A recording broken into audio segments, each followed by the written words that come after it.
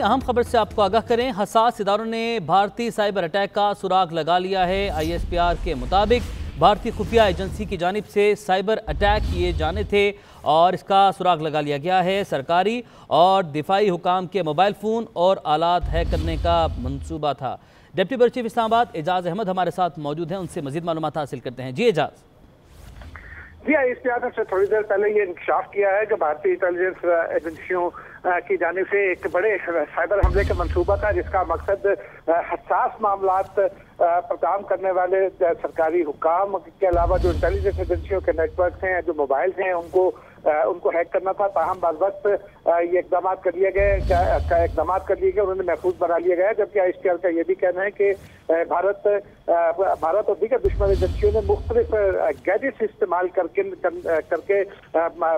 ये मंसूबा बनाया था। उनकी ये कोशिश थी कि मकतूबा मालूमात तक भी रसाई हासिल की जा सके और इन मोबाइल और उसमें पड़ी हुई मालूमात को हैक किया जा सके। जी ठीक है। और इजाज़ इस हवाले से भी बताएगा, जो साइबर अटैक की कोशिश की गई थी, कुछ पता चल सका है जो हैकर्स हैं उनकी जानिब से किन किन इदारों के जो मोबाइल फ़ोन्स हैं उन्हें हैक करने की कोशिश की, किन किन अफसरान के मोबाइल फ़ोन हैक करने की कोशिश की गई? जी, यकीनी तौर पर बहुत वाज़ेह तौर पर ISPR ने ये इस जानिब इशारा किया है कि जो हसास मामलात पर काम करने वाले अफसरान हैं या अदारे हैं या हसास मालूमात जिन अदारों के पास महफूज है, ऐसी मालूमात जिनसे पाकिस्तान को नुकसान पहुंचाया जाता है, उन मालूमात तक रसाई की कोशिश की गई, उनके मोबाइल हैक करने की कोशिश की गई। लेकिन पाक फौज की जानिब से ये भी ऐलान किया गया है कि साइबर क्राइम हमलों को रोकने के लिए जरूरी इंतजाम, हिफाजती इंतजाम को भी बढ़ा दिया गया और तमाम हुकूमती अदारों को साइबर सिक्योरिटी के लिए इक़दाम के हवाले से पाक फौज के जो इंटेलिजेंस अदारे हैं उनकी जानिब से एडवाइजरी भी जारी कर दी गई है। और एजाज, इन हिफाजती इक़दाम की आप बात कर रहे हैं, क्या इस हवाले से सर्कुलर को जारी किया गया है? कुछ बताया गया कि किस किस तरीके से कौन कौन से हिफाजती इक़दाम मजीद बढ़ाए जाएंगे अब? जी देखिए, एक तो तमाम वो अदारे जो इंटेलिजेंस के ज़ुमरे में आते हैं, फिर वो अदारे हैं जो किसी न किसी तरह पाकिस्तान की सिक्योरिटी के हवाले से जो मामलात हैं उन पर काम कर रहे हैं। वजारत दाखिला है, पाकिस्तान रेंजर है, वजारत खजाना है, वजारत खारजा है, ये साइंस एंड टेक्नोलॉजी की वजारत है। ये वो वजारतें हैं जो साइबर सिक्योरिटी के हवाले से इंतहाई अहम समझी जाती हैं और इंतहाई हसास समझी जाती हैं। इनका डाटा अगर खुदा न खास्ता किसी के दुश्मन के हाथ लग जाए तो पाकिस्तान को बड़ा नुकसान पहुंचाया जा सकता है। इसी तरह ठीक है, एजाज हमारे साथ ही मौजूद रहेगा। ब्रिगेडियर रिटायर्ड गजनफर अली साहब ने भी हमें ज्वाइन किया है। ब्रिगेडियर साहब, बहुत शुक्रिया आपके वक्त के लिए। सर, एक और घिनौनी जो है वो कोशिश है या साजिश है भारत की जानिब से वो की गई, लेकिन दीगर महाजों की तरह यहाँ पर भी उसे हजीमत का ही सामना करना पड़ा है। मुंह की खाना पड़ी है भारत को, जो कि उनके साइबर अटैक करने की कोशिश की जा रही थी वो नाकाम बना दी गई है हमारी जानिब से। यहाँ बिल्कुल ISPR ने जिस तरह बताया है, और इससे पहले भी अब अगर आपको याद होगा तो भारत ने मेरा ख्याल है अगर माई मेमोरी सर्व है 3 दफ़ा ये कोशिश की है कि पाकिस्तान के ऊपर साइबर अटैक करने की, और 2 दफ़ा आपके मालियाती कमीशन के जो अदारे हैं उन पे साइबर अटैक करने की कोशिश की, जो की गई, जो बड़ी वक्त पे डिटेक्ट हो गई।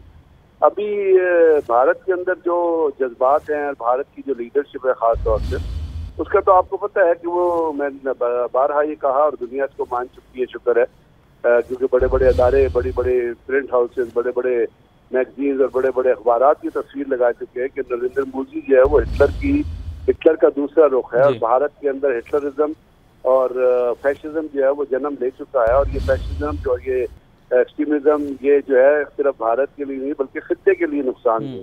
और अभी जो यूनाइटेड नेशंस की एक रिसर्च रिपोर्ट आई जिसमें उसने कहा कि भारत दहशतगर्दी जो खित्ते के दूसरे ममालिक में को एक्सपोर्ट कर रहा है। अब दहशतगर्दी के तरीक़ाकार क्या होते हैं? अमूमन हमारे यहाँ लोग ये समझ लेते हैं दहशतगर्दी की जो गन कोई उठाएगा या कोई बम धमाका होगा तो वही दहशतगर्दी है। दहशतगर्दी अल्फाज के जरिए भी होती है। दहशतगर्दी थर्ड डायमेंशनल वॉरफेयर में इन्फो वॉरफेयर के जरिए भी होती है। जैसे आपको पता है जब बालाकोट पे पाकिस्तान जो इंडिया ने हमला किया था और वहाँ पे एक कबूतर एक कोबा मार के गए थे, उसके बाद तमाम उनके जो मीडिया हाउसेज थे उन्होंने क्या किया था, उन्होंने वर्दियाँ पहन ली थी, उन्होंने वॉर रूम बना लिए थे। यानी वो इतने हाइपर और इतने वो जंगोज़म में आ गए थे कि दुनिया के बड़े बड़े टेलीविजन चैनल जिसमें अल जज़ीरा सर उसने रिपोर्ट बनाई थी, किसी ने बनाई कि ये किस किस्म का मीडिया है जो अपने लोगों को जो है वो दहशतगर्दी की तरबियत दे रहा है। इसी तरह यही साइबर अटैक भी दहशतगर्दी का एक हिस्सा है कि आप दहशतगर्दी करके अपना जो टेक्नोलॉजी को इस्तेमाल करके और दहशतगर्दी करके दूसरे मुल्क के जो सेंसिटिव मामला है उस पर असरअंदाज होते हैं। तो ये भारत का वतीरा है, हमें समझ जाना चाहिए। दुख ये थी कि हमारी क़यादत पहले समझी नहीं थी इस चीज़ को कि भारत कितना घनावने करदार का, कितना जालमाना करदार का, कितने जलील करदार का मालिक। तो ब्रिगेडियर साहब, जैसे कि आप कह रहे हैं ये भी दहशतगर्दी है, बिल्कुल ये दहशतगर्दी की कोशिश की गई है। जिस तरह भारत कश्मीर में दहशत फैला रहा है, भारत अपने मुल्क के अंदर दहशत फैला रहा है, यहाँ पर भी दहशतगर्दी की एक और कोशिश की गई पाकिस्तान में भी। और अब बताइएगा इस दहशतगर्दी के खिलाफ पाकिस्तान क्या इक़दाम उठा सकता है, पाकिस्तान अपना एहतजाज कैसे रिकॉर्ड करवा सकता है, कहाँ पाकिस्तान जा सकता है? पाकिस्तान को तो ये चीज़ें तमाम की तमाम जो है मेरे ख्याल में यूनाइटेड नेशन के फोरम में और साइंस एंड टेक्नोलॉजी की वजारत के जरिए दुनिया में जो टेक्नोलॉजिकल फोरम्स हैं जो इन चीज़ों को डील करते हैं उनकी नोटिस में लाना चाहिए, उनको खत लिखना चाहिए, उनको एविडेंस पेश करना चाहिए। और यूनाइटेड नेशन की कमीशन जो है, ह्यूमन राइट्स वॉच की जो रिपोर्ट है, ह्यूमन राइट्स की कमीशन जो है, यूनाइटेड नेशन की जो टेक्निकल कमेटीज हैं जो साइबर क्राइम से डील करती हैं, यूनाइटेड नेशन की एक बड़ी इफेक्टिव अपना हेयरिंग एजेंसी है जो साइबर क्राइम से दुनिया में और साइबर के जरिए जो दहशतगर्दी हो रही है उसको उससे हैंडल करती है, उसको डील करती है। वहाँ जाके अपना एहतजाज रिकॉर्ड कराए, सिर्फ एहतजाज रिकॉर्ड न कराए बल्कि वो तमाम सबूत पेश करे जो पाकिस्तान के खुफिया अदारों ने जमा किए हैं और दुनिया को बताए कि भारत किस तरह दहशतगर्दी चला के इस खित्ते के अमन को तबाह करना चाहता है। और एक मुल्क, देखिए किसी भी मुल्क के किसी भी सिस्टम को पैरालाइज करना या किसी भी मुल्क के किसी भी ऑर्गेनाइजेशन के अंदर हिंड्रेंस डालना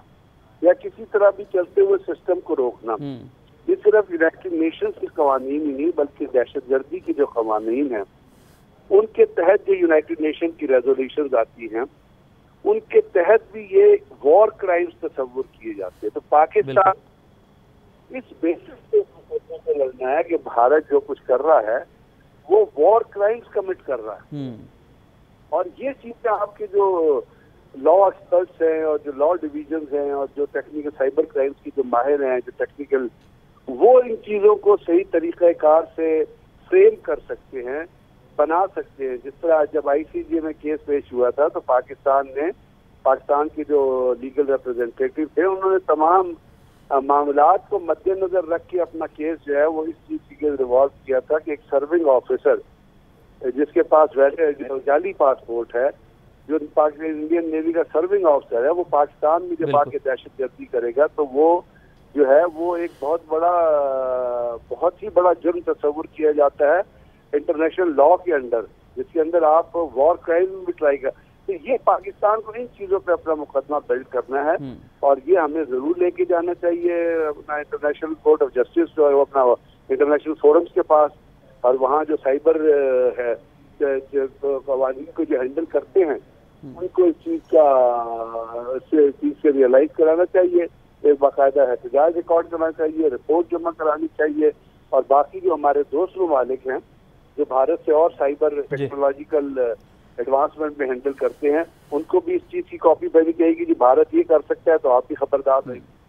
बिल्कुल। और ब्रिगेडियर साहब, अगर लाइन ऑफ कंट्रोल की बात की जाए या सरहदों की बात की जाए, वहाँ पर जब भारत की जानिब से हमले किए जाते हैं, जैसे कि आपने सबको याद है, सबको पता है कि जब अभिनंदन आया अपने जहाज़ के साथ तो क्या हशर हुआ उसका। अगर दुश्मन वहाँ से हमला करे तो रोकना बड़ा आसान होता है, और ये जो साइबर क्राइम है इस किस्म के हमलों को रोकना बड़ा खासा मुश्किल होता है। तो हसास इदारों की इस कार्रवाई को कितना बड़ा समझते हैं आप, कितनी कामयाब कार्रवाई है ये? मैं तो कहता हूँ कि इससे ज्यादा ये बहुत ही क्रेडिटेबल चीज है जो पाकिस्तान के साथ इदारों ने की है, और ये है कि वो ये डिटेक्ट हुआ है कि 24 घंटे उस चीज को मॉनिटर कर रहे हैं। बिल्कुल, they are on the outlook. और दुश्मन के खिलाफ, इंडिया जैसे दुश्मन के खिलाफ को तो आपको अपने सारे गार्ड, जितनी आपके कॉशंस हैं, जितनी आपके अलर्ट्स हैं, जितनी आपकी, वो सबको हर वक्त 24 घंटे वॉर लेवल पे, वॉर फुटिंग के ऊपर मेंटेन करना पड़ेगा। बिल्कुल। अगर हम वॉर फुटिंग के ऊपर मेंटेन नहीं करेंगे तो ये तो मैंने आपको बताया ना, बहुत कमीना, बहुत जलील, बहुत घनावना, बहुत थर्ड क्लास, बहुत बिलो दी बेल्ट, बहुत लो किस्म का दुश्मन है। दुश्मनों की भी कैटेगरीज होती है। ये भारत जो दुश्मन है ये कावर्ड है। बिल्कुल बिल्कुल। और कितना वाज़ेह मैसेज किया है ब्रिगेडियर साहब भारत को इस हमले के बाद, इस नाकामी के बाद, कि वो उनके वज़रा जो उनके रहनुमा हैं बीजेपी के, जो दहशतगर्द हैं, वो आए रोज़ जो बयानात दे देते हैं कि हम ये करेंगे, हम वो करेंगे, कश्मीर का वो हिस्सा भी लेंगे, हम ये भी करेंगे, उधर भी जाएंगे, इधर भी जाएंगे। तो कितना वाज़ेह मैसेज किया कि आप कुछ नहीं कर सकते, सिर्फ बातें कर सकते हैं। ये बीजेपी के रहनुमा वो रहनुमा हैं, याद रखिए, जो कहते हैं कि जी कोरोना आएगा तो गाय का पेशाब पी लो, कोरोना आपको नहीं आएगा। बिल्कुल। ये बीजेपी के रहनुमा वो रहनुमा है जो कहते हैं कि जी अगर न्यूक्लियर अटैक होता है तो गाय का गोबर रह के, हमें सिविल डिफेंस वालों ने बताया, गाय का गोबर लगा के और सो जाओ, बाहर आ जाओ, आपको ताबकारी के असरात नहीं होंगे। ये वो बीजेपी के रहनुमा है जो कहते हैं कि ताजमहल के नीचे जो है वो लॉर्ड शिवा पैदा हुआ था, उसका मंदिर मौजूद है। ये वो बीजेपी के आरएसएस के रहनुमा है जो कहते हैं कि जी वो जो बाबरी मस्जिद को ढाई कहते हैं वहाँ पे राम पैदा हुआ था, तो नेपाली चीख उठे, उन्होंने बता दिया कि जी वहाँ तो वो पैदा ही नहीं हुआ था, रामचंद्र पैदा हुआ। ये झूठे, मक्कार, धोखाबाज, फरेबी, थर्ड क्लास, मतलब कमीने किस्म के लोग हैं। ये नीली पीली वर्दी है, वो साधु होते हैं इनके, वो पहन के फिर रहे होते हैं, खुद ही अपना पेशाब करते हैं, जमुना में पी जाते हैं। तो जिनके जहन में गलाजत हो, जिनके नथरों में गलाजत हो, उनसे आप किसी अच्छी चीज की तवक्को क्यों करते हैं? ये बहुत ही थर्ड क्लास दुश्मन है। थर्ड क्लास दुश्मन है। और यहाँ पर भी एक मरतबा फिर उसे सुबकी का सामना करना पड़ा। ब्रिगेडियर रिटायर्ड गजनफर अली साहब हमारे साथ मौजूद थे, बहुत शुक्रिया आपके वक्त के लिए। डिप्टी बर्ची इस्लामाबाद एजाज अहमद हमें अपडेट कर रहे थे, आपका भी बहुत शुक्रिया।